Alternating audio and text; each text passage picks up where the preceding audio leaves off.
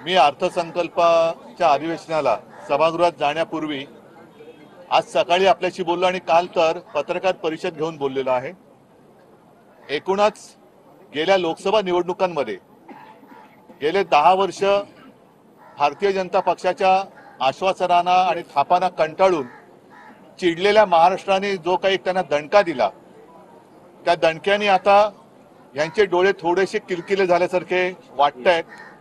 तरी देखील जनता यांच्या थापांवरती विश्वास ठेवेल असं मला काय वाटत नाही। महाराष्ट्रातली जनता ही सुजाण आहे, सज्ञान आहे आणि स्वाभिमानी आहे। किती यांनी फसवण्याचा प्रयत्न केला तरी देखील महाराष्ट्र ओरबाडून गुजरातला नेण्याचं जे काही षडयंत्र हे आता उघड झालेलं आहे, ज्याबद्दल मी सभागृहात जाण्यापूर्वी आपल्याशी बोललो की आता महाराष्ट्र हा गुजरातच्या पाठी गेलेला आहे। यांचा प्रयत्न हाच आहे की काहीतरी धूळफेक करायची, जनतेला फसवायचं, रेटून खोटं बोलायचं आणि पुन्हा सरकार आणून महाराष्ट्र लुबाडायला सुरुवात करायची।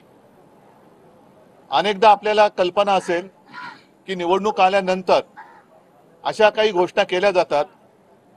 आजचा हा अर्थसंकल्प म्हणजे आश्वासनांची अतिवृष्टी होती, त्याच्यामध्ये थापांचा महापूर आहे आणि सगळ्याच घटकाला आपल्या सोबत जोडून नेण्याचा एक खोटा प्रयत्न, ज्याला देवेंद्रजींच्या भाषेत खोटं नरेटिव्ह असंच या अर्थसंकल्पाचं एक वर्णन करावं लागेल। अर्थसंकल्पामध्ये आर्थिक तरतूद कशी करणार याचा कुठेही तसा उल्लेख नाहीये।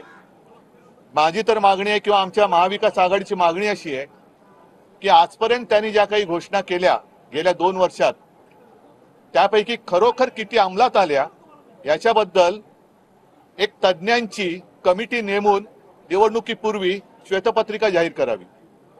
अनेक योजना अशा आहेत की ज्या घोषित झाल्या परंतु प्रत्यक्षात आलेल्या नाहीयेत। या अर्थसंकल्पाचं वैशिष्ट्य म्हणजे महिलांना जरा थोडासा एक मतदानात आपल्या बाजूला करून घेण्याचा एक प्रयत्न, केविलवाणा प्रयत्न केलेला दिसतोय।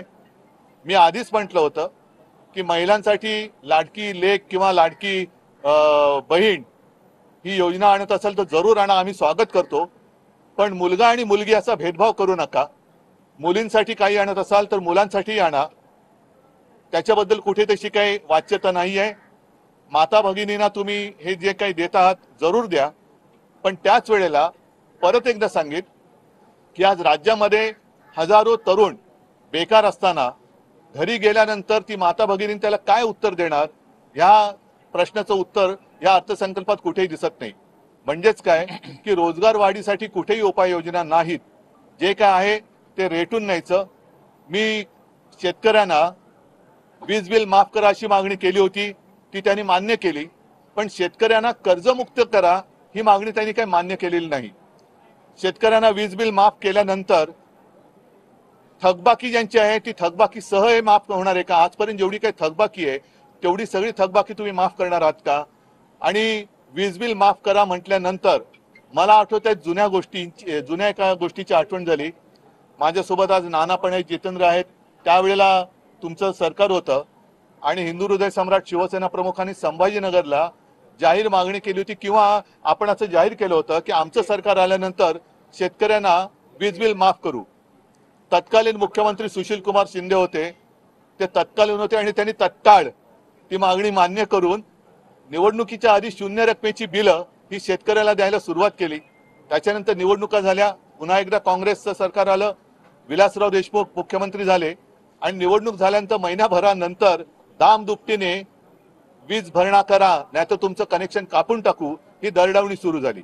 मला असं वाटतं तशीच ही थोडीशी गोष्ट दिसते, कारण वीज बिल माफ केल्यानंतर इतर जे काही शेतकऱ्यांचे प्रश्न आहेत, बी बियाणं आहे, इतर शेतीचे अवजार आहेत, आम्ही आमच्या लोकसभेच्या वचननाम्यात म्हटलं होतं की या सगळ्यांवरचा जीएसटी आम्ही माफ करू।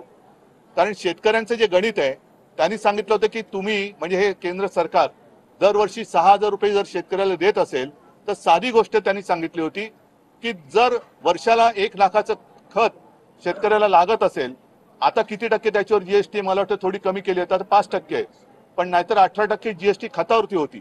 म्हणजे काय, 1 लाखाचं खत विकत घेतलं तर 18,000 रुपये त्या खतापोटीच खताच्या रकमेतूनच सरकारकडे जमा होतात आणि 18,000 कोटीतून 6,000 कोटी तुम्ही देणार म्हणजे 12,000 हे आमचेच तुमच्याकडे बाकी आहेत. असे सगळ्यांवरती म्हणजे बी बियाणे असेल, खतं आहेत, काही जंतुनाशक फवारण्या आहेत, त्याच्यानंतर कृषी पंप आहेत. ही सगळी म्हणजे शेतकऱ्याला एका बाजूने लुटायचं आणि दुसऱ्या बाजूने उदारपणाचा आव आणायचा. हा सगळा आव, हे सगळं ढोंग हे शेतकरी भोगतायत. आणि जर या सरकारला असं वाटत असेल की अशा काही खोट्या मलमपट्ट्या दाखवण्यासारखं केलं तर हे सगळे चिडलेले लोक शांत होतील, अजिबात होणार नाही.